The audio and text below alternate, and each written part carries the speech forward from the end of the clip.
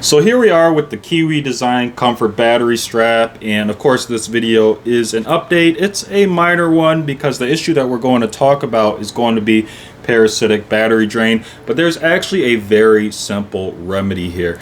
Now first, I do want to point out that we have the battery pack portion from the head strap plugged into the headset, and the headset itself is off, but you could tell that this battery strap is charging the headset because we have these nice LED charge indicators illuminated from the head strap itself.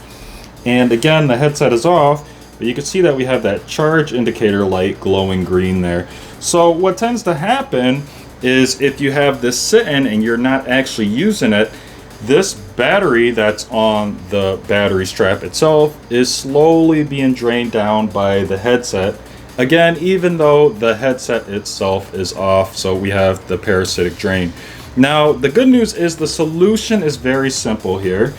This head strap and its battery pack actually connects to the headset with this cable here. And all you have to do is unplug this cable when you're not going to use your Quest 2 for an extended period of time.